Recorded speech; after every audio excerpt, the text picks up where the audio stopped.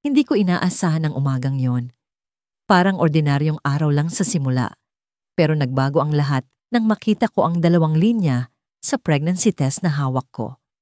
Nakatitig ako roon, kinakabahan, nanginginig ang mga kamay. Hindi ko alam kung paano ko ipapaliwanag sa kanya. Mahal ko siya, oo. Pero hindi ko alam kung handa siyang harapin ng ganitong klase ng responsibilidad. Nasa salas siya nang bumaba ako. Nakaupo sa sofa, nakakunot ang noo habang naglalaro sa telepono. Ramdam ko ang bigat ng bawat hakbang ko. Tila may nakapatong na bato sa dibdib ko. Nag-aalangan akong tawagin ang pangalan niya, pero ginawa ko pa rin. Miguel. Sabi ko nang bahagyang nanginginig ang boses ko. Tumingin siya sa akin, walang emosyon sa mukha. May kailangan akong sabihin. Ano na naman? Tanong niya. Bakas ang pagod sa tinig. Hindi ko alam kung dahil ba sa trabaho o sa relasyon naming matagal nang malamig. Umupo ako sa tapat niya, hawak pa rin ang pregnancy test. Hindi ko na pinatagal. Buntis ako. Tumigil ang lahat sa paligid ko sa sandaling yon. Ang tunog ng electric fan, ang tahol ng aso sa labas, ang pagkaluskos ng mga dahon sa bintana. Lahat iyon nawala. Nakatingin siya sa akin na para bang hindi niya ako naririnig. Ano? Tanong niya. Mas malakas ang tono, pero halatang pilit iniintindi ang sinabi ko. Buntis ako, Miguel. Magkakaanak tayo. Hindi ako sigurado kung ano ang inaasahan kong reaksyon. Siguro, umaasa akong yayakapin niya ako, nasasabihin niyang magiging maayos ang lahat, na handa siyang harapin ito kahit hindi namin planado. Pero hindi iyon ang nangyari. Tumayo siya, naglakad palayo, at tumigil sa tabi ng bintana. Hindi siya nagsalita ng ilang segundo, pero nang bumaling siya sa akin, ibang lalaki ang nakita ko. Yan ba ang dahilan kung bakit mo ako tinawag? Para sabihin ang problema mo? Malamig niyang tanong. Nanlamig ang katawan ko. Problema? Ulit ko, hindi makapaniwala. Anong ibig mong sabihin? Nilapitan niya ako pero hindi para yakapin. Nakaramdam ako ng tensyon sa pagitan namin na parang may malaking pader na biglang tumayo. Hindi ko kailangan ganyan sa buhay ko, Bea. Hindi ko ito gusto. Tinawag niya ako sa pangalan na parang hindi na niya ako kilala. Parang hindi na ako ang babaeng minahal niya. Miguel, anak natin ito. Hindi mo ba naiintindihan? Magiging tatay ka. Sabi ko, umaasang magbabago ang tono niya. Pero wala. Ang pagiging ama ay hindi bahagi ng plano niya at malinaw iyon sa bawat galaw niya, sa bawat salitang binibitawan niya. Hindi ko ito pinili, Bea. Ikaw ang nagdala nito sa buhay ko. Ikaw ang may kasalanan. Gusto kong sumigaw. Gusto kong magtanong kung saan napunta ang lalaking minahal ko. Pero hindi ko nagawa. Sa halip, nanatili akong nakaupo, nakatitig sa kanya. Pilit iniintindi ang sakit na nararamdaman ko. Tumalikod siya, kinuha ang jacket niya at lumakad patungo sa pintuan. Miguel, huwag mong gawin to. Kailangan kita. Habol ko, pero hindi siya tumigil. Hindi siya lumingon. Bahala ka na diyan, sabi niya bago tuluyang lumabas ng bahay. Nanatili akong nakatayo sa harap ng pintuan, tulala. Ang mga mata ko, punong-puno ng luha, pero hindi ko magawang umiyak ng malakas. Parang may tumikim sa puso ko nang makita kong wala na siya. Hindi ko alam kung babalik pa siya. Hindi ko alam kung kaya kong harapin ang lahat ng mag-isa. Pero alam ko, sa sandaling iyon, iniwan na niya ako. Lumipas ang mga araw, linggo, pero walang Miguel na bumalik. Ang bawat tunog ng telepono, ang bawat pagkatok sa pinto, umaasa akong siya iyon. Pero wala. Hindi na siya nagparamdam. Hindi siya nagtanong kung kamusta ako, kung kamusta ang bata, kung may kailangan ba ako. Sobrang sakit, pero kailangan kong tanggapin. Ako na lang ang mayroon ng anak ko. Isang gabi, habang nag-aayos ako ng kwarto, may natagpuan akong bagay na ikinagulat ko. Isang maliit na kahon na nasa ilalim ng kama. Hindi ko alam kung paano ko hindi ito napansin noon. Nang buksan ko, nakita ko ang mga lumang litrato namin ni Miguel. mga alaala ng masasayang araw, ng mga yakap, ng mga halik. Pero higit pa roon, may isang papel na nakafold sa sulok ng kahon. Binuksan ko ito. Isang sulat. Ang mga mata ko, mabilis na binasa ang bawat linya. Bea, patawarin mo ako. Hindi ko alam kung paano harapin ang lahat ng ito. Mahal kita, pero hindi ko kayang maging ama. Hindi ko kayang maging taong kailangan mo. Hindi ko ito pinili. Pero alam kong ikaw ang magdadala ng lahat ng bigat. Patawarin mo ako. Nagbabaga ang damdamin ko habang binabasa ang sulat. Hindi ko alam kung galit ba ang nararamdaman ko o lungkot. Pero isang bagay ang mas malinaw kaysa sa lahat. Hindi na siya babalik. Ang sulat na yon ang sagot sa lahat ng tanong ko. Habang nakaupo ako sa sahig, hawak ang sulat, naramdaman ko ang unang sipa ng anak ko sa tiyan ko. Napaluha ako. Hindi ko alam kung dahil sa sulat o sa sipa. Pero sa sandaling yon, alam kong hindi na ako mag-isa. May kasama ako. Kahit hindi siya si Miguel. Pagkatapos ng huling gabi namin, umalis siya nang hindi man lang nagpaalam. Wala ni isang tawag, wala ni isang mensahe. Akala ko, pauwi lang siya at muling babalik kinabukasan, dala ang usual niyang ngiti at mga salitang nagpapagaan sa puso ko. Pero hindi na siya bumalik. Ang unang linggo ay tila pahirapan. Pilit kong pinanghahawakan ang ideya na baka may dahilan siya. Marahil abala lang siya sa trabaho o kaya'y sinusubukang mag-ipon para sa amin. Ngunit habang lumilipas ang mga araw, unti-unti kong nararamdaman ang kirot ng katotohanan. Iniwan niya ako, iniwan niya kami. Nang malaman kong buntis ako, ang unang pumasok sa isip ko ay siya. Paano ko sasabihin sa kanya? Nagplano pa ako ng isang sorpresa, isang maliit na kahon na may ultrasound photo sa loob. Inihanda ko yon nang may halong kaba at tuwa, iniisip ang magiging reaksyon niya. Ngunit wala akong pagkakataong maibigay ito. Sa halip, ang kahon ay nananatiling nakatago sa drawer ng bedside table ko. Napapalibutan ng alikabok at pangungulila. Sinubukan kong hanapin siya. Sa social media, sa mga kaibigan, kahit sa opisina niya. Ngunit parang nawala siya ng parang bula. Ang huling impormasyon na nakuha ko ay nag-resign na siya sa trabaho. Walang pasabi. Walang forwarding address. Isang araw, nagpunta ako sa apartment niya, umaasang makita man lang ang kahit anong bakas. Ngunit iba na ang nakatira roon. Ang sabi ng bagong tenant, nag-move out daw si Martin 2 linggo bago ang huling gabi namin. Ang sakit ay mas matalim kaysa sa anumang pisikal na sugat. Ang taong pinangarap kong makasama habang buhay ay bigla na lang naglaho.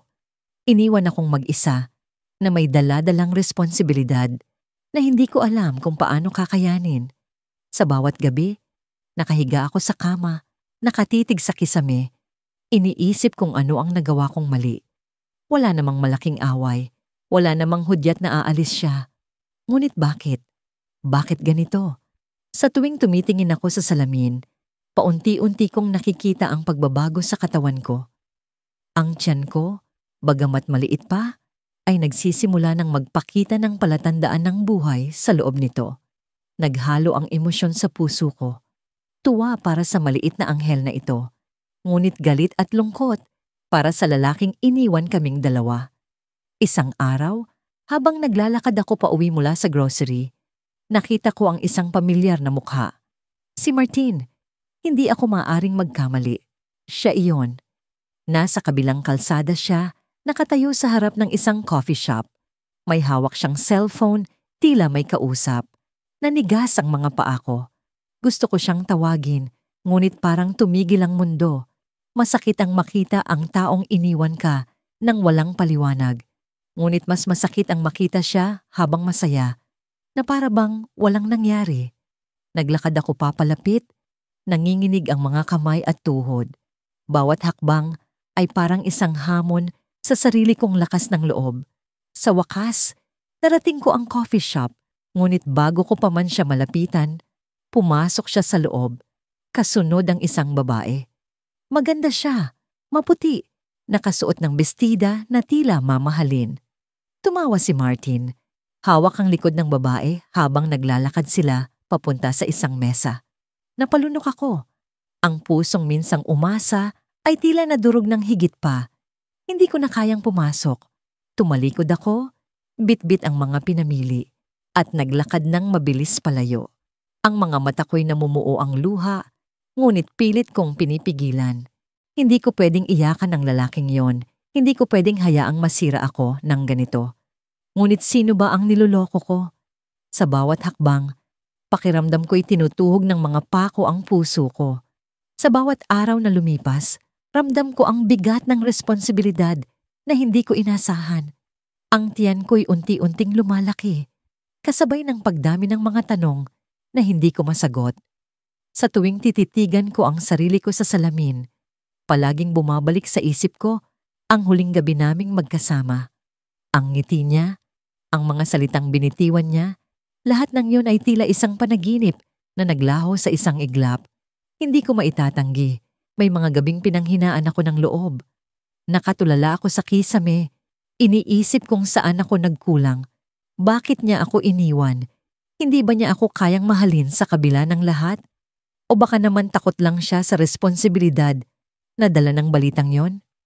Sa mga tanong na yon, ang sagot ay tila isang bulong na hindi ko marinig. Nagpatuloy ang mga araw at sinubukan kong magpakatatag. Nagtatrabaho pa rin ako sa tindahan ng damit, kahit na mahirap nang maglakad at magbuhat. Ang mga tingin ng mga tao ay parang mga tinik na dumudurog sa puso ko. May ilan na nakangiti, ngunit ramdam ko ang tanong sa kanilang mga mata. Sino ang ama ng bata? Bakit wala siya? Hindi nila kailangang magsalita. Sapat na ang mga tingin para maramdaman ko ang kanilang paghusga. Minsan, habang nag-aayos ako ng mga paninda, may tumawag sa akin. Hindi pamilyar ang numero, pero sinagot ko pa rin. Ang boses sa kabilang linya ay isang babae. Malamig, prangka. Sinabi niyang kilala niya ang ama ng anak ko. Biglang bumilis ang tibok ng puso ko at pakiramdam ko'y nanlamig ang buong katawan ko. Hindi ko alam kung paano siya nalaman ng tungkol sa akin, pero ang bawat salita niya ay parang kutsilyong tumatarak sa dibdib ko. Alam mo ba kung sino siya talaga? Tanong niya, may bahid ng panunuya. Hindi ako makasagot. Pinakinggan ko ang bawat salitang binitiwan niya. Pinilit kong huwag bumigay. Ayon sa kanya, may ibang buhay ang lalaki. Isang buhay na hindi ko kailanman nalaman. May asawa na raw siya at isang anak na 7 taong gulang. Ang mundo ko'y parang gumuho sa sandaling iyon. Ang mga alaala namin ay tila nabahiran ng kasinungalingan. Ang mga pangakong binitiwan niya, ang mga sinabi niyang mahal niya ako, lahat pala iyon ay isang palabas. Hindi ko alam kung bakit mas pinili kong manahimik. Siguro'y dahil natatakot akong malaman ang buong katotohanan. Siguro'y dahil ayokong tanggapin na ang lalaking minahal ko ay hindi ang taong inakala ko.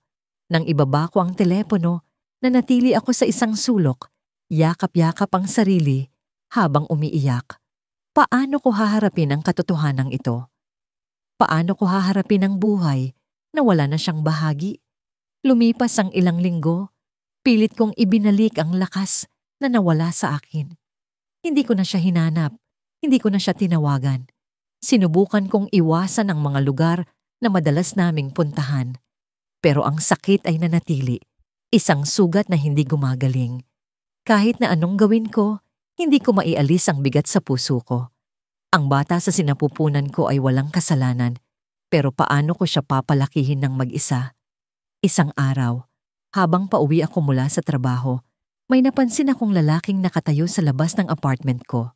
Tila pamilyar siya, pero hindi ko mawari kung saan ko siya nakita. Nang lumapit ako, nginitian niya ako, pero ang nangiti niya ay tila puno ng lihim. Hindi siya ang ama ng anak ko, ngunit ang boses niya ay parang may daladalang sagot na matagal ko nang hinahanap. Alam ko ang lahat tungkol sa kanya, sabi niya. Nagulat ako, pero hindi ako nagsalita. Pinilit kong panatilihin ang distansya, ngunit ang mga mata niya ay puno ng determinasyon. Hindi mo na siya kailangang hanapin, Hindi siya babalik. Nagulat ako sa sinabi niya. Sino ba siya? Bakit alam niya ang tungkol sa akin? Pilit kong inalala kung nakita ko na ba siya noon, pero wala akong maalala. At bago pa man ako makapagtanong, may iniabot siyang maliit na envelope. Basahin mo ito. Anya bago tumalikod at umalis. Nang buksan ko ang envelope, natagpuan ko ang isang lumang litrato. Lalaki ang nasa larawan. Ang lalaking iniwan ako, pero may kasama siyang babae at isang bata. Sa likod ng litrato, nakasulat ang isang pangungusap. Hindi ito ang una niyang ginawa. Tumayo ako doon, hawak ang litrato, habang ang mundo ko'y tila umiikot. Ano ang ibig niyang sabihin? Sino ang lalaking yon talaga? Habang pinagmamasdan ko ang larawan, naramdaman ko ang isang malalim na galit. Hindi lang para sa kanya, kundi para sa sarili ko. Paano ko hinayaang lokohin ako ng ganito? Paano ko hinayaang mahalin ang isang taong hindi ko lubos na kilala? Ngunit higit pa sa galit, naramdaman ko ang takot. Kung hindi ako ang una niyang iniwan, sino pa ang mga babaeng nagdusa dahil sa kanya? At ang lalaking naghatid ng litrato, ano ang koneksyon niya sa amin? Alam ko sa sandaling yon na hindi pa tapos ang kwento ko. At higit sa lahat, alam kong hindi ko maiiwasan ang katotohanan. Ang mga araw na lumipas, matapos kong malaman ang pagbubuntis ko, ay parang isang mahabang gabi na walang bituin. Laging madilim, laging malamig. Sa tuwing iniisip ko ang mukha ni Adrian, ang lalaking minsang naging lahat sa akin, hindi ko mapigilan ang mga luha. Sa unang pagkakataon, naglakas loob akong tawagan siya kahit pa alam kong malabo na ang lahat. Hindi niya sinagot. Sa halip, nagpadala siya ng mensahe. Wala na tayong dapat pag-usapan, Leah. Ayusin mo na lang ang buhay mo. Parang sinaksak ang puso ko noon. Ayusin ko ang buhay ko? Paano? Sa isang iglap, biglang naging masalimuot ang mundong ginagalawan ko. Ang dating tahimik na kwarto ko ay naging kulungan. Ang bawat tunog ng telepono ay tila may dalang pag-asa na siya ang tumatawag, ngunit laging nauuwi sa pagkabigo. Bawat araw, tinatanong ko ang sarili ko kung saan ako nagkulang. Bakit siya nawala? Bakit niya ako iniwan sa ganitong sitwasyon? Isang gabi, naglalakad ako sa palengke para bumili ng gulay. Hindi ko alam kung bakit, pero parang sumisikip ang paligid. Ang mga tao, ang mga ingay, ang mga ilaw, lahat ng yon ay tila bumibigat sa dibdib ko. Baka dahil sa pagod o sa stress. Pero bigla akong napatigil sa gitna ng daan. Nag-umpisa akong huminga ng malalim, pilit kinakalma ang sarili. Hanggang sa may babaeng lumapit sa akin. Miss, okay ka lang ba? Tanong niya. Tumango ako kahit hindi sigurado kung totoo ang sagot ko.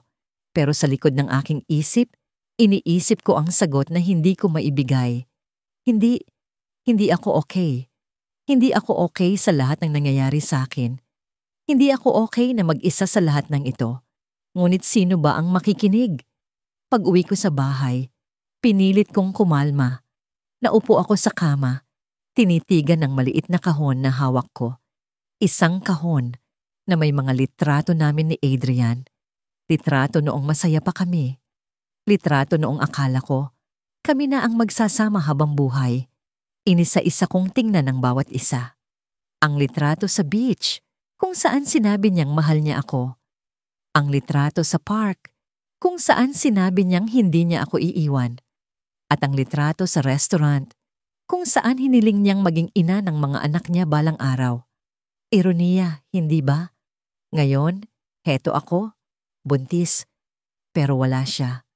Habang hawak ang mga litrato, bigla kong naramdaman ang unang paggalaw ng sanggol sa loob ko. Hindi ko alam kung paano ilarawan ang pakiramdam. Parang mahapdi pero sabay na nakakagaan.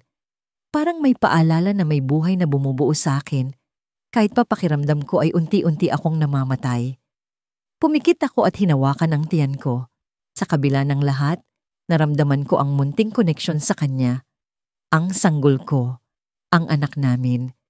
Siya na lang ang naiwan sa akin mula kay Adrian. Sumunod na linggo, Nagpunta ako sa ospital para sa check-up.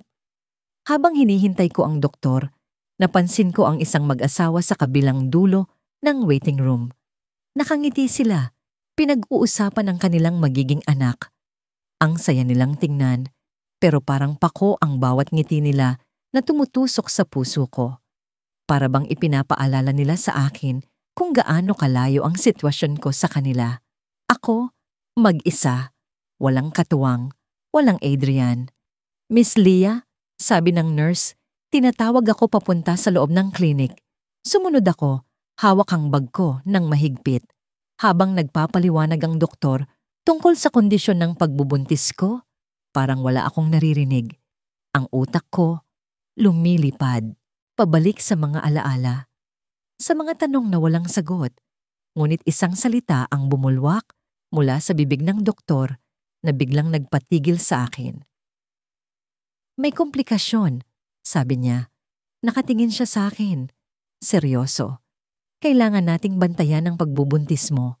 Mukhang may problema sa placenta at maaari itong makaapekto sa sanggol. Biglang bumigat ang mundo. Ang sanggol ko, ang tanging naiwan mula kay Adrian, ang tanging dahilan kung bakit pilit kong nilalabanan ang bawat araw. Paano kung may mangyari sa kanya? Pag-uwi ko, hindi ko alam kung paano ko haharapin ang balita. Ang kwarto ko, na dati kong kanlungan, ay parang naging pader na humahadlang sa akin. Naupo ako sa sahig, yakap ang tiyan ko, umiiyak ng tahimik. Adrian! Bulong ko. Bakit mo kami iniwan? Bakit? Kinabukasan, nagpasya akong harapin ang lahat. Hindi ko alam kung saan ako kumuha ng lakas, pero bumalik ako sa ospital para magpa-ultrasound. Habang nakahiga, tinitignan ko ang monitor. Doon, nakita ko ang imahe ng sanggol ko. Kumikilos. Buhay. Lumalaban. Parang sinasabi niya sa akin, narito ako, Mama. Hindi ka nag-iisa. Ngunit bago ko pa maramdaman ang ginhawang dulot ng sandaling iyon, may narinig akong pamilyar na boses mula sa labas ng klinik. Isang boses na hindi ko inaasahang marinig. Tumayo ang balahibo ko. Pumikit ako. Pilit iniisip na baka maling akala lang. Pero hindi. Kilala ko ang boses na yon. Paglabas ko ng klinik, nakita ko siya. Si Adrian. Nakatayo sa hallway, kausap ang isang babae. Isang babaeng may malaking tiyan, buntis din. Magkahawak kamay sila. Tumawa si Adrian, ang tawang minsang naging musika sa pandinig ko. Ngunit ngayon, parang dagok sa puso ko. Tumingin siya sa akin. Nagtagpo ang mga mata namin. Tumigil ang mundo. Walang salita, walang galaw. Ngunit sa isang tingin, alam ko na ang sagot sa lahat ng tanong ko. Alam ko na kung bakit siya umalis. Alam ko na kung bakit hindi niya ako pinili. At sa sandaling iyon, ang lahat ng sakit na iniwasan ko ay biglang bumagsak sa akin. Parang alon sa dagat na hindi mo kayang lampasan. Huli kong naalala ang tunog ng kanyang boses, malalim, kampante, puno ng pangako. Ang pangakong iyon na akala ko'y tatagal habang buhay, biglang nawala. Parang bulang sumabog sa hangin. Nang sabihin kong buntis ako, nagdilim ang mukha niya, nanahimik. Sa loob ng ilang segundo, sa pagitan ng paghinga, naramdaman kong may kung anong yumanig sa pagitan namin. Hindi ko alam kung takot ba yon, galit, o simpleng pagkamuhi. Ang sigaw sa isip ko noon, "Huwag mo akong iwan." Pero hindi ko yun masabi. Natakot akong marinig ang sagot. Lumipas ang mga araw, at sa bawat pagdapo ng dilim, hinihintay kong bumalik siya. Bawat tunog ng pintuan, bawat pagring ng telepono, bawat anino, umaasa akong siya iyon. Pero wala. Ni isang mensahe, ni isang tawag, ni isang paalam. Ang iniwan niya sa akin ay ang bigat ng katahimikan. Kinailangan kong magpatuloy kahit pakiramdam ko'y gumuho ang mundo ko. Ginawa ko ang lahat upang ipagpatuloy ang buhay, ngunit kahit sa trabaho, parang may mga mata na laging nakatingin, nagtataka, nagtatanong, "Nasaan ang ama ng anak mo?" Hindi nila kailangang magsalita. Ramdam ko ang tanong sa bawat sulyap. Ang lungkot na iniwan niya sa akin ay parang sugat na hindi maghilom. Isang marka na hindi mo maitatago. Habang lumalaki ang tiyan ko, mas lalo akong bumibigat. Hindi lang dahil sa bata na nasa loob ko, kundi dahil sa tanong na paulit-ulit kong itinatanong sa sarili. Bakit niya ako iniwan? Hindi ko maiwasang balikan ang mga araw na magkasama kami. Ang mga tawanan, ang mga yakapan, ang mga gabi na akala ko'y walang hanggan. Pero ang mga alaala ay parang patalim. Masakit, matalim, sumasaksak sa bawat pagkakataong mag-isa akong nakahiga.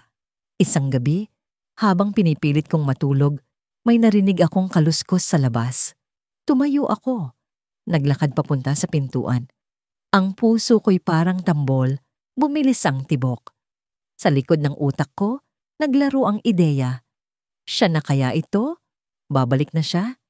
Binuksan ko ang pintuan pero walang tao. Tanging malamig na hangin ang sumalubong sa akin. Pumikit ako, huminga ng malalim, at pumasok muli sa loob. Pero hindi ko mapigilan ang pag-iyak. Hindi ko alam kung galit ba ako sa kanya o sa sarili ko dahil sa patuloy na pag-asang bumalik siya. Sa kabila ng lahat, pilit kong hinahanap ang liwanag. Natutunan kong mag-isa. Natutunan kong maging matatag. Ngunit sa bawat hakbang, dala ko pa rin ang bigat ng pangungulila. Hindi ko alam kung kailan ito mawawala. Hindi ko alam kung kailan ko siya makakalimutan. Sa loob ng 7 buwan, wala siyang balita. Hanggang isang araw, habang naglalakad ako sa palengke, may nakita akong pamilyar na mukha. Siya. Si Carlo. Ang lalaking minahal ko, ang ama ng anak ko, ang lalaking iniwan ako nang malaman niyang buntis ako. Hindi ko alam kung anong gagawin. Tumigil ang mundo ko, nanigas ang mga paa ko. Nakatingin lang siya sa akin, hindi gumagalaw. Hawak niya ang kamay ng isang babae, at ang babae may bitbit na bata. Mga 2 taon ang edad. Hindi ko alam kung anong mas masakit. Ang makita siyang kasama ang ibang babae, o ang makitang may anak na siya, habang ako'y mag-isang magdadala ng anak naming 2. Tumalikod ako bago pa ako tuluyang bumagsak. Hindi ko alam kung napansin niya ako, pero hindi ko na hinintay. Mabilis akong umuwi. Pilit pinipigilan ng luha. Ang sakit ay parang apoy na sumusunog sa dibdib ko. Pagdating ko sa bahay, ibinagsak ko ang katawan ko sa kama. Hindi ko na napigilan ng pag-iyak. Naalala ko ang mga gabing magkasama kami, ang mga pangarap na binuo namin. Paano niya nagawang magpatuloy ng para? Ang mga araw ay dumaan na parang alon sa dagat. Walang hinto, walang pahinga. Akala ko, masasanay ako sa bigat na dala ng bawat umaga, pero hindi. Ang bawat tunog ng orasan, ang bawat patak ng ulan, ang bawat paghinga ko ay paalala na mag-isa ako.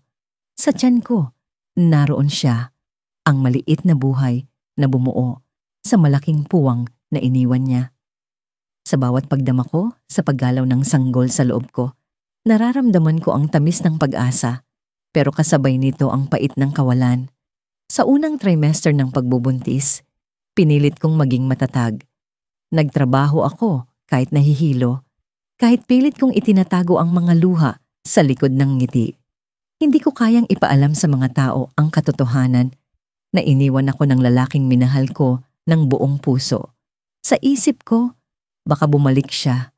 Baka isang araw, makita niya ang mensahe ko, maramdaman ang responsibilidad at magpakita sa pintuan ko. Pero habang lumilipas ang mga linggo, ang kawalan niya ay naging parang malalim na sugat na hindi gumagaling. Ang bawat araw na wala siya ay parang asin na ibinubuhos sa sugat na yon. Pagdating ng 2nd trimester, sumubok akong maghanap ng sagot. Nagpunta ako sa kaibigan niya, si Carlo, na minsang naging tulay ng aming pagkakaibigan. Pero ang tanging sagot ni Carlo ay isang malamig na pagiling. Hindi ko na rin siya nakikita, hindi ko na rin siya naririnig. Sabi niya, habang umiwas ng tingin. Parang may tinatago siya, pero hindi ko na pinagpilitan. Alam kong walang magbabago kahit anong sagot ang makuha ko. Minsan, sa kalagitnaan ng gabi, nagising ako sa biglang kirot ng tiyan ko. Natakot ako, hindi dahil sa sakit, kundi sa ideya na baka may mangyari sa anak ko. Nagtungo ako sa ospital mag-isa, nanginginig sa lamig at kaba. Sa ER, habang nakahiga ako sa stretcher, naisip ko kung gaano kasakit ang pagiging mag-isa sa ganitong mga sandali. Ang doktor ay nagbigay ng payo na magpahinga at umiwas sa stress. Napangiti ako ng bahagya. Stress? Paano ba hindi maging stress kung ang buhay mo ay parang pelikula ng trahedya? Pero pinilit kong magpasalamat na ligtas ang anak ko. Siya na lang ang nagtatali sa akin sa mundong ito. Sa ikatlong trimester, nag-umpisang magpakita ang mga taong hindi ko inaasahan. Ang dating mataray kong kapitbahay na si Aling Cora, bigla na lang nagdala ng sopas sa bahay. "Kainin mo to, iha.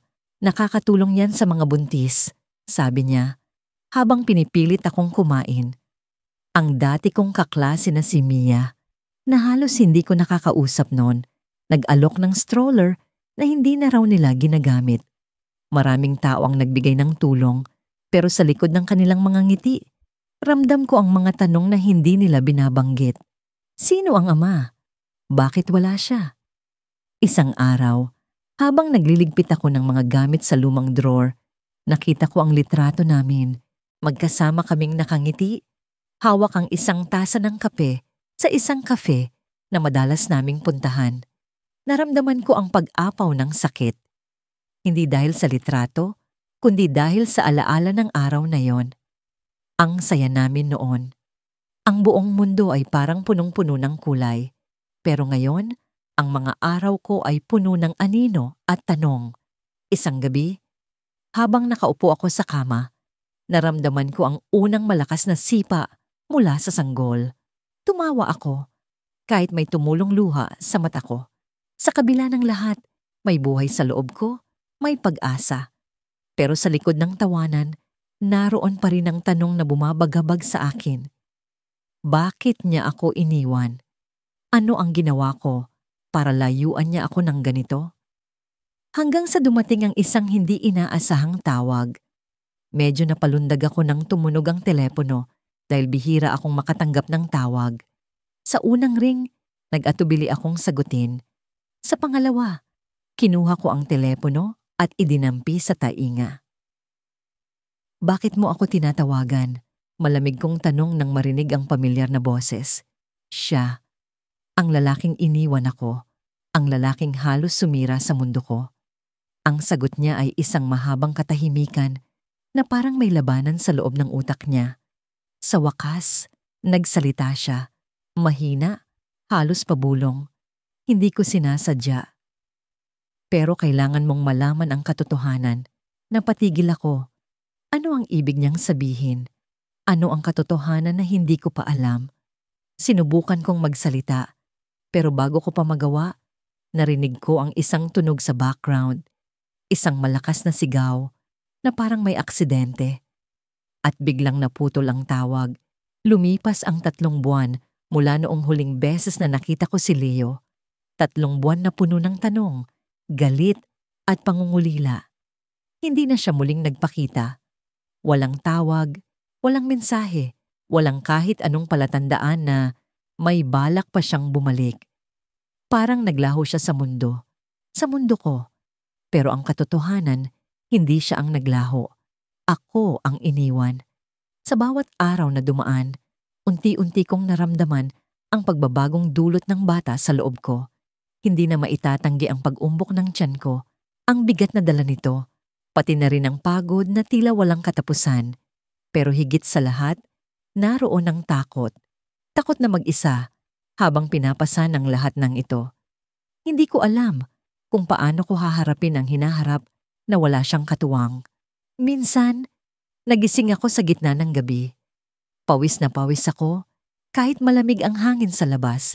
Nanaginip ako na bumalik si Leo, hawak-hawak ang mga kamay ko, habang sinasabi niyang nagkamali siya na hindi niya ako iiwan. Pero tulad ng lahat ng panaginip, natapos ito.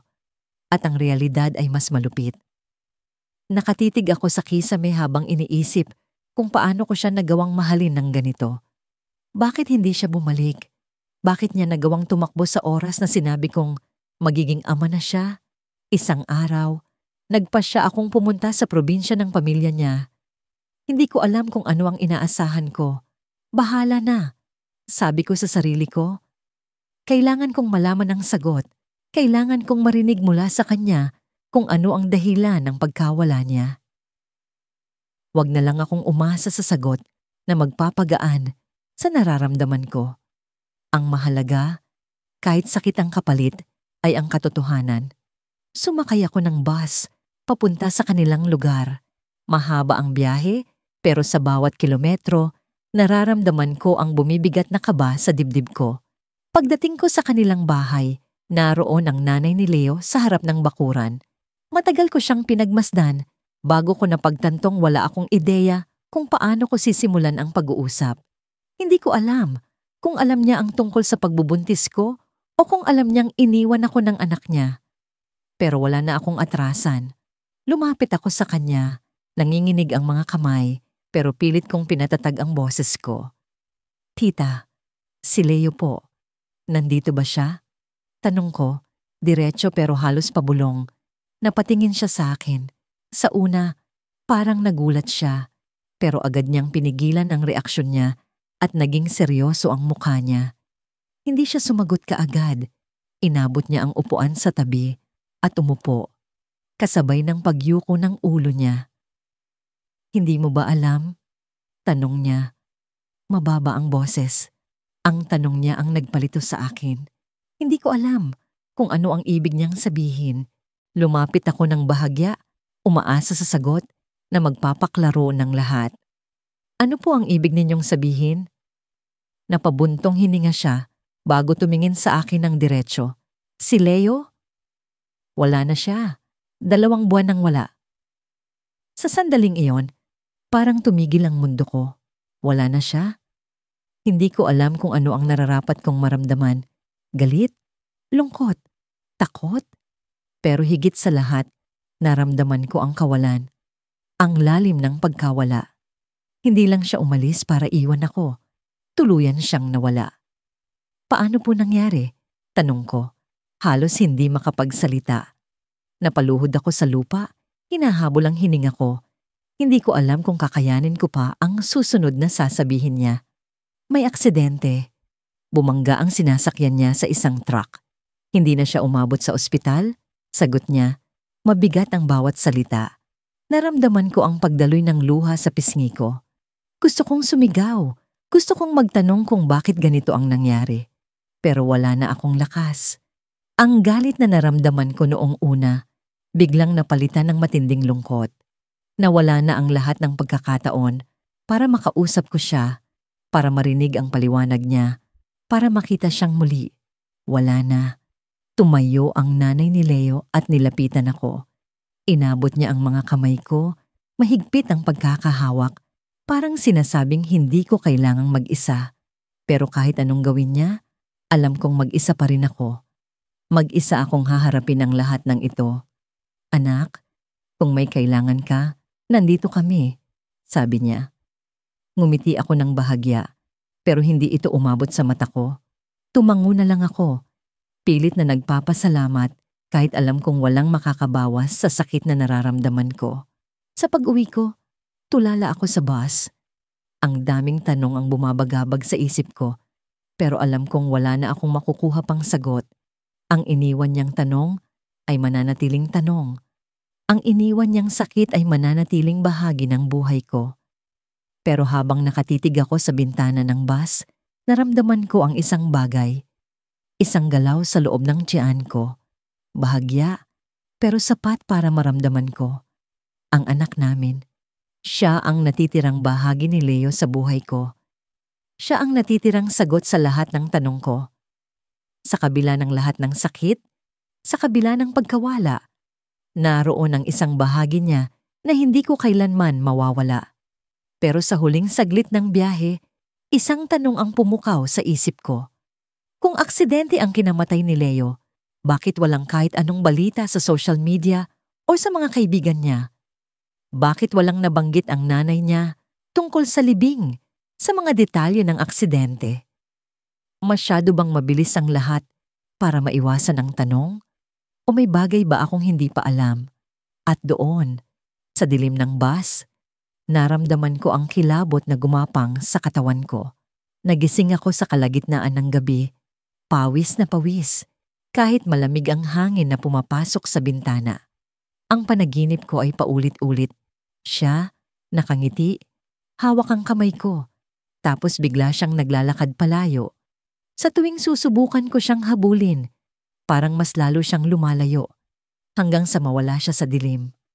Parang sinasabi ng panaginip na wala na talaga siyang balak bumalik.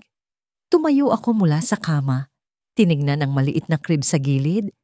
Wala pang laman, pero parang may bigat na sa bawat pagtingin ko. 6 na buwan na akong buntis at bawat araw na dumaraan ay parang isang paalala ng kawalan.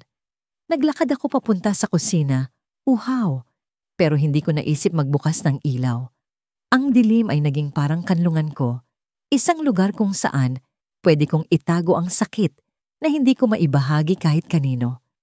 Habang iniinom ko ang tubig, narinig ko ang tunog ng ulan sa labas. Malakas.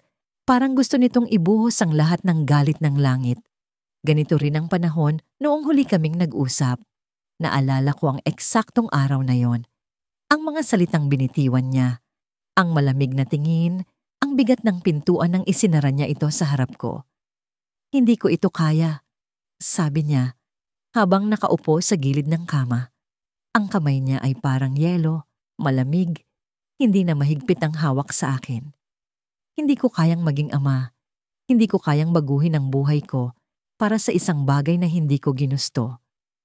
Parang tumigil ang mundo ko noon. Ang bawat salita ay parang suntok sa dibdib. Pero hindi ako umiyak. Siguro dahil hindi ko pa lubos na maunawaan na totoong nangyayari iyon. Nang tumayo siya, kinuha ang bag niya at lumakad palabas ng pintuan. Hindi ko siya pinigilan. Hindi ko alam kung bakit. Siguro dahil alam kong kahit anong gawin ko, hindi siya babalik. Ngayon, sa bawat patak ng ulan, naaalala ko ang pintuang yon, ang tunog ng pagsara, ang lamig ng hangin na tumaan sa puwang ng pintuan nang umalis siya. Pero ang pinakamasakit ay ang kawalan ng tunog mula sa kanya pagkatapos noon. Walang tawag, walang mensahe, ni isang tanong kung kumusta ako. Parang pinatay niya ako sa mundo niya. Habang ako, araw-araw, nararamdaman ko ang buhay na lumalaki sa loob ko. Pumunta ako sa sala, naupo sa sofa, at tumitig sa kawalan. Sa loob ng 6 na buwan, natutunan kong magpanggap na okay ako. Sa trabaho, nagagawa ko pa rin ngumiti kahit ramdam ko ang mga matang nakatingin sa tiyan ko. Nagtatanong pero hindi nagsasalita. Sa grocery, iniwasan ko ang mga pamilyang masaya, ang mga mag-asawang magkahawak kamay habang namimili ng mga gamit para sa kanilang magiging anak. Sa bahay, sinusubukan kong magplano kung paano ko bubuhayin ang anak ko, kung paano ako magiging sapat na magulang para sa kanya kahit mag-isa. Pero ngayong gabi, parang mas mabigat ang lahat. Siguro dahil umuulan.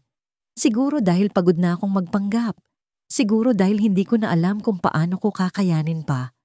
Tumayo ako mula sa sofa, bumalik sa kwarto, at muling naupo sa kama. Sa gilid ng crib, may maliit na kahon. Binuksan ko ito. Kinuha ang mga litrato namin. Mga litrato noong masaya pa kami. Noong akala ko na kaya naming harapin ang kahit anong hamon. Sa bawat litrato, nakikita ko ang mga ngiti niya, ang mga mata niyang puno ng pangarap, ang mga kamay niyang laging nakahawak sa akin. Pero ngayon, ang mga ngiti niya ay parang multo, isang alaala na hindi ko na mababalikan. Napansin ko ang isang papel sa ilalim ng mga litrato, isang sulat na sinulat ko para sa kanya, pero hindi ko na ipadala. Binasa ko ito ng dahan-dahan, bawat salita ay parang sugat na muling bumuka. Hindi kita sinisisi, sulat ko. Alam kong takot ka at alam kong hindi ito ang buhay na pinangarap mo. Pero gusto kong malaman mo na mahal kita, kahit ano pa ang mangyari. At mahal kita, hindi dahil kailangan kita, kundi dahil ikaw ang pinili ko. Pero kung hindi mo ako kayang piliin pabalik, tatanggapin ko. Sana lang, balang araw, maisip mo na hindi kita hiniling na baguhin ang buhay mo, Hiniling ko lang na samahan mo ako sa pagbabagong ito. Binitiwan ko ang papel, hinayaan itong mahulog sa sahig. At sa puntong yon, naramdaman ko ang isang malakas na sipa mula sa loob ng tiyan ko. Napangiti ako. Kahit luhaan. Parang sinasabi ng anak ko na naririto siya, na hindi ako nag-iisa. Kahit pakiramdam ko ay ganun. Biglang tumunog ang telepono ko. Madaling araw na. Kaya sino ang tatawag? Dali-dali kong kinuha ang telepono. Ang pangalan niya ang nasa screen. Napatigil ako. Hindi alam kung sasagutin ko ba o hindi. Ang mga kamay ko ay nanginginig. Ang puso ko ay tumitibok ng mabilis. Parang gusto nitong tumalon palabas. Sinagot ko ang tawag, pero walang tunog sa kabilang linya. Hello? Tanong ko. Pero wala pa rin sagot. Ang tanging naririnig ko ay ang tunog ng ulan. Pareho ng tunog sa labas ng bintana ko. Ikaw ba ito? Tanong ko ulit, pero tahimik pa rin. At bago ko pa maiisip na ibaba ang tawag, may narinig akong boses. Mahina, pabulong, pero malinaw. Hindi ko alam kung paano magsimula ulit, sabi niya. Napatigil ako. Ang lahat ng tanong ko ay parang nawala. Pero bago pa ako makapagsalita, narinig ko ang isang tunog sa likuran. Hindi sa telepono, kundi sa bahay. Isang katok mula sa pintuan. Ang hangin ay malamig ng gabing iyon. Parang sinasaksak ang balat ng yelo. Nakaupo ako sa isang lumang bangko sa labas ng apartment. Hawak ang lumang rosaryo na iniwan ni Mama bago siya pumanaw. Hindi ko alam kung bakit ko ito dinadala sa mga ganitong pagkakataon. Siguro, dahil ito na lang ang natitirang bahagi ng tahanan na hindi ko kailanman muling mararamdaman. 7 buwan na akong buntis, ngunit sa bawat araw na lumilipas, parang mas mabigat ang dinadala ko. Hindi lang ang bata sa sinapupunan ko, kundi ang tanong na paulit-ulit na sumisigaw sa isipan ko. Bakit niya ako iniwan? Iniisip ko kung nasaan siya ngayon. Iniisip ko kung ano ang ginagawa niya. Iniisip ko kung may iniisip ba siya tungkol sa amin. Pero mas madalas, iniisip ko kung paano niya nagawang tumalikod sa akin nang walang kahit isang paliwanag. Naaalala ko pa ang araw na sinabi ko sa kanya ang totoo. Nakaupo kami sa maliit naming kusina habang nagluluto ako ng sinigang. Hindi ko alam kung paano sisimulan ang usapan, kaya't hinintay ko siyang magsalita muna. Nagkuwento siya tungkol sa trabaho niya, tungkol sa mga plano niya para sa amin. Ang saya-saya ko noong mga oras na yon. Ang saya-saya ko dahil akala ko lahat ng bagay ay magiging mas maganda sa aming dalawa. Pero nang sinabi ko sa kanya ang balita, biglang nag-iba ang mukha niya. Hindi ko makalimutan ang ekspresyon sa kanyang mga mata. Parang may bumagsak na pader sa pagitan namin. Isang pader na hindi ko na muling mabubuwag. Hindi ko pa kaya. Iyon ang huling salitang sinabi niya bago siya tumayo at lumabas ng pintuan. Akala ko, babalik siya pagkatapos naming mag-away. Akala ko kailangan lang niyang mag-isip. Pero mali ako. Mali ang lahat ng akala ko. Ngayon, gabi-gabi akong nag-iisa, hinahaplos ang tiyan ko habang kinakausap ang anak ko. Huwag kang mag-alala. Mahal. Bulong ko. Hindi kita iiwan tulad ng ginawa ng papa mo. Pangako ko yan. Pero sa bawat pangakong binibitawan ko, may isang bahagi sa akin ang natatakot. Paano kung hindi ko siya kayang buhayin? Paano kung kulang ako? Paano kung hindi sapat ang pagmamahal ko para punuan ang kawalan ng isang ama? Minsan, sa gabi, naririnig ko ang tinig ng mga kapitbahay sa kabilang pader. Naririnig kong nagtatawanan sila, nagkukwentuhan tungkol sa kanilang mga anak, tungkol sa mga simpleng bagay na hindi ko na mararanasan sa parehong paraan. Naiinggit ako, pero hindi ko ito inaamin kahit kanino. Parang kasalanan ng umasa sa isang bagay na imposibleng makamtan. Isang gabi, habang nakahiga ako sa kama, bigla akong nagising sa tunog ng malalakas na katok sa pintuan. Ang lakas ng tibok ng puso ko. Wala akong inaasahang bisita at ang oras ay 2:00 ng umaga. Sino kaya ang nasa labas? Naglakad ako papunta sa pintuan. Hawak ang isang maliit na kutsilyo na lagi kong tinatago Sa ilalim ng unan, dahan-dahan kong binuksan ang pintuan at doon ko siya nakita. Siya. Siya na iniwan ako. Si Adrian. Ang mukha niya ay parang pinaghalong pagod at takot. Hindi ko alam kung ano ang nararamdaman ko sa mga oras na yon. Ang galit ay umakyat sa dibdib ko, pero kasabay nito, ang pag-asa na matagal ko nang sinubukang kalimutan ay biglang bumalik. Hindi ako nagsalita. Hinayaan ko siyang magsimula. "Maari ba akong pumasok?" Tanong niya, halos pabulong. Hindi ko alam kung bakit, pero tumango ako. Tumayo siya sa tabi ng pintuan habang inilak ko ito. Nakaupo kami sa sofa, magkatabi ngunit parang milya-milya ang layo ng pagitan namin. "Bakit ka nandito?" Tanong ko, walang pagtatago ng galit sa boses ko. Hindi siya agad sumagot. Hinintay ko, pero ang katahimikan ay parang isang malalim na hukay na lalong nagpapalubog sa akin. "Gusto kong humingi ng tawad," sabi niya sa wakas. "Nagkamali ako. Hindi ko dapat ginawa yun sa'yo." Tumawa ako, hindi dahil masaya ako, kundi dahil parang biro ang lahat ng sinasabi niya. "Tawad? Hindi mo ako iniwan dahil sa simpleng pagkakamali, Adrian. Iniwan mo ako dahil duwag ka. Iniwan mo ako dahil hindi mo kayang harapin ang responsibilidad. At ngayon, nandito ka? Para saan? Para gumuho ulit ang buhay ko?" Hindi siya sumagot.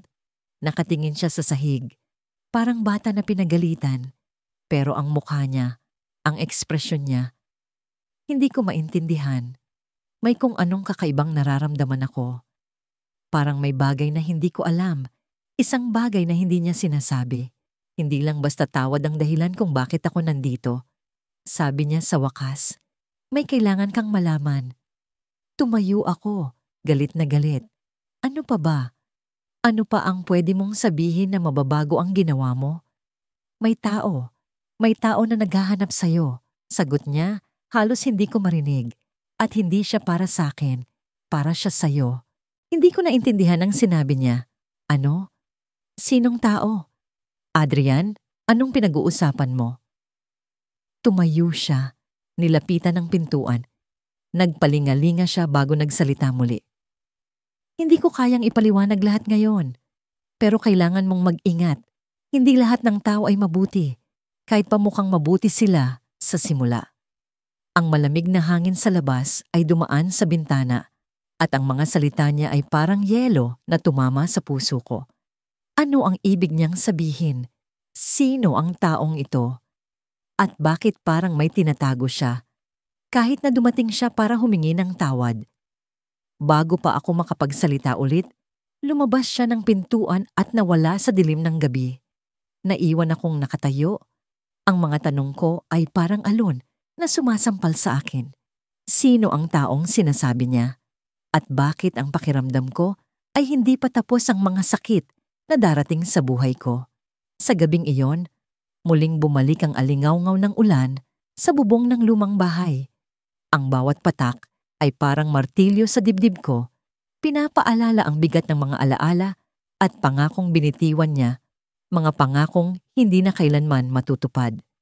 Nakatayo ako sa harap ng bintana, pinagmamasdan ng maulap na langit na tila sumasalamin sa magulo kong isipan. Sa ilalim ng aking kamay, ramdam ko ang bahagyang paggalaw ng bata sa loob ng sinapupunan ko, ang anak namin, ang anak na hindi niya kailanman makikita. Hindi ko alam kung paano ko nagsimula ang araw na ito. Para bang bawat oras ay nagkakabit lamang sa isa't isa nang hindi ko namamalayan. Gumising ako ng mag-isa, nagluto ng almusal ng mag-isa, at naghintay ng mag-isa. Walang pagbabago, walang sagot, walang pag-asa. Ngunit sa bawat galaw ng bata sa loob ko, nararamdaman ko ang pag-unlad ng buhay, kahit pa ang buhay ko mismo ay tila naipit sa isang walang katapusang limbo. Sa pagbukas ko ng kahon ng mga alaala, nakita ko ang litrato naming dalawa. Naka-frame ang ngiti niya, ang pagtingin niya sa akin na parang ako lang ang mundo niya. Pero hindi ko mapigilang itanong sa sarili ko, totoo ba yon? O isa lamang itong ilusyon na pinaniwalaan ko dahil gusto kong maniwala? Sa likod ng litrato ay nakasulat ang petsa, ang araw na sinabi niya sa akin na mahal niya ako. Ang araw na pinangarap kong magtatagal kami. Pero ngayon, walang kahit isa sa mga pangako niya ang natupad. Maya-maya, narinig ko ang tunog ng pinto. Isang malakas na katok ang pumuno sa tahimik na sala. Tumigil ako sa paghinga. Walang sinuman ang madalas pumunta sa bahay na ito. Sa loob ng ilang segundo, libo-libong posibilidad ang dumaan sa isip ko. Siya na kaya? Bumalik na siya? Pero nang buksan ko ang pinto, isang pamilyar na mukha ang bumungad. Si Liza, ang matalik kong kaibigan. Bakit hindi mo sinabi sa akin na ganito na ang lagay mo? Tanong niya. Ang boses niya puno ng pagkabahala. Pumasok siya nang hindi ko pa siya inaanyayahan at agad niyang tiningnan ang paligid.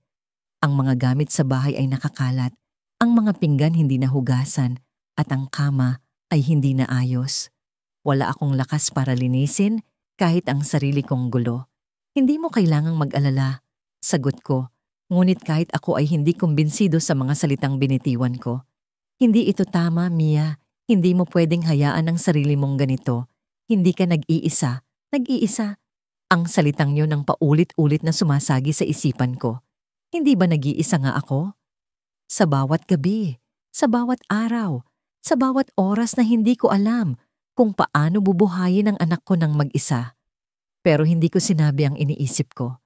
Sa halip, ngumiti ako ng pilit kay Liza at sinabing kaya ko ito. Gusto kong paniwalaan yon. Gusto kong paniwalaan na kaya ko kahit wala siya. May kailangan kang malaman. Biglang sabi ni Liza at ang tono ng boses niya ay nagbago. May tensyon sa kanyang mga mata, isang bagay na hindi niya maitatago. May nakita akong hindi mo magugustuhan. Kinabahan ako. Ano yon? Hinugot niya mula sa kanyang bag ang isang envelope. Binuksan niya ito at inilabas ang isang larawan. Pagtingin ko, halos hindi ako makahinga.